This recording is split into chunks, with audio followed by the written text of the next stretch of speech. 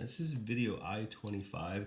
So last time we learned about the fundamental theorem, and it said basically that a derivative will undo an integral. And so let's go ahead and see an example of how we're going to use it. We're going to start with the simplest of all possible examples. Let's say I have some function, and typically you would see this problem. They would tell you that you have some function that gives you the area under some other curve, and it would look like this. So here's our curve. Here's the area from a to some variable.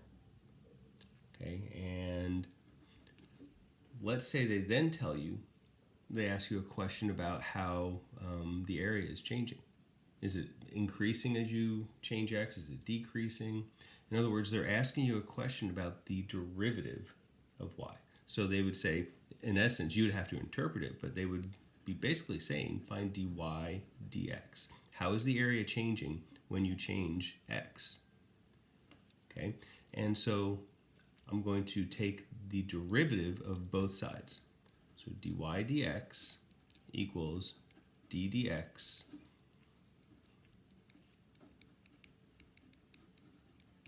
All right, so all I did is I took the derivative of both sides, and then we recognize, well, this is the fundamental theorem. Anytime that you are taking the derivative of an integral, this is the fundamental theorem of calculus. Okay? And they definitely want you guys to know this. And what we discovered is that this will undo that. Derivatives and integrals are inverses. Okay, and so note what I'm about to do. All I did is change t to x.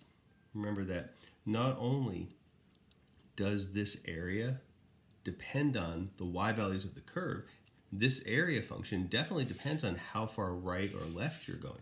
It depends on both things, the curve and the x that you choose. If you remember, here's our little bit from last time. The area was a function of x, how far right we went.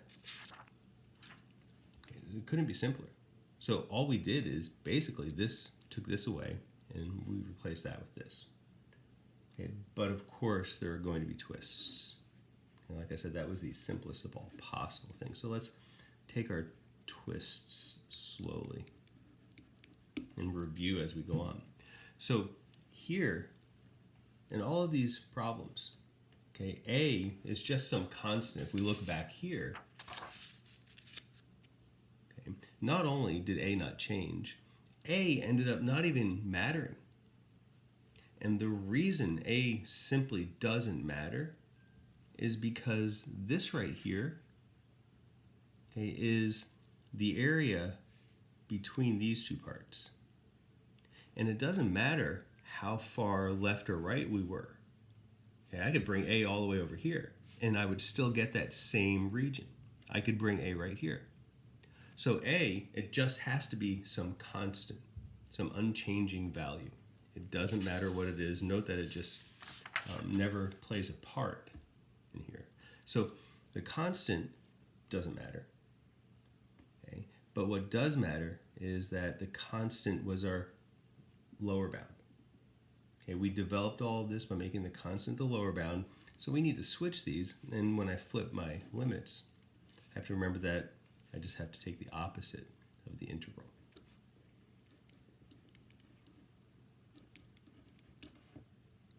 Okay, and now I'm going to find dy dx, and I'll write it out. Didn't forget my negative this time. And so this right here, this is the fundamental theorem. And we are ready to go.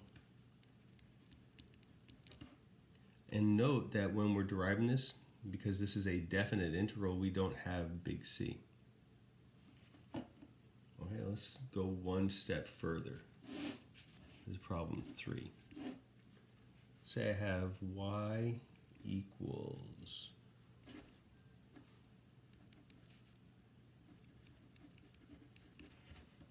okay, so on this one, I'm going to show you why a little trick works, and then I'll help you remember this.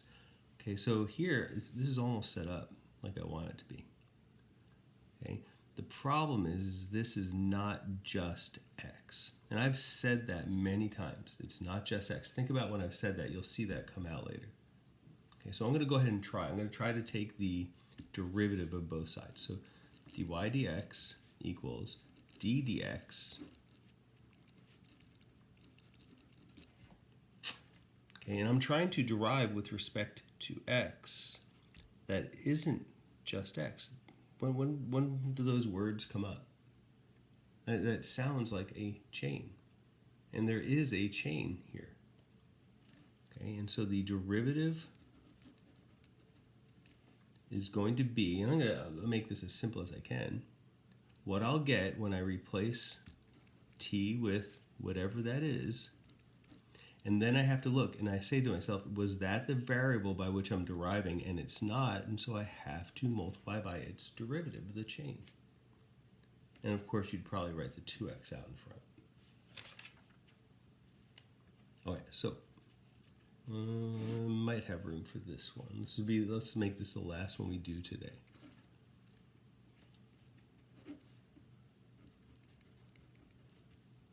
No, let's do 2 more.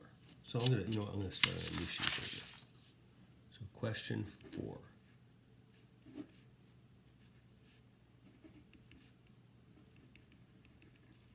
Why don't you pause the video and try this one on your own. And I'll stop for a second here and let you pause it. All right, so first thing I want to do is I want to flip my limits, take the derivative of both sides then, and we can probably write that at the same time. So I'm deriving with respect to x. I flip my limits.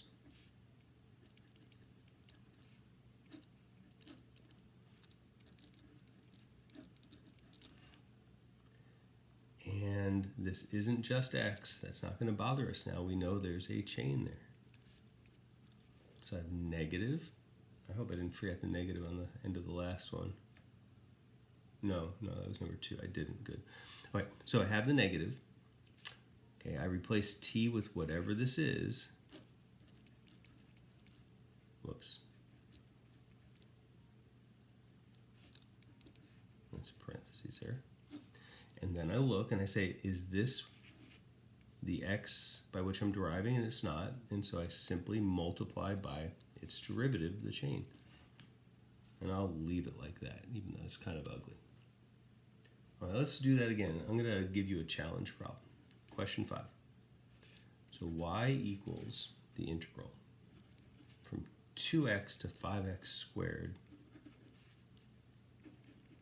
secant t dt. All right, so pause the video and come back when you have the answer and we'll check how you did. All right, so we had a property, and I hope it makes sense. Okay, we can choose a random value between here and there, just a constant, and I'll call it a.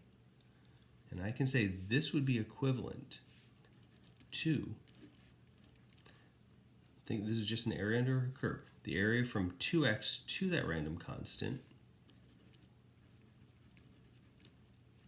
plus then the area from that random constant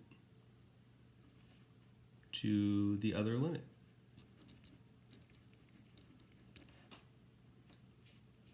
Okay, so that was a bit tricky. I think the rest is pretty straightforward. I'm going to flip the limits. Remember, you're always deriving with respect to x, not with respect to t. I have a negative since I flipped the limits here.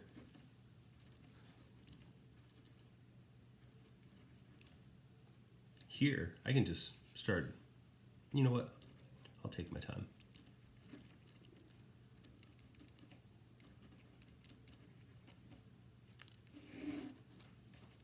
Okay, so let's go up top of this. So here I have dy dx equals negative secant of that, so secant 2x. But that isn't just x, so I multiply by the chain times 2. And then here on this one, a secant of that,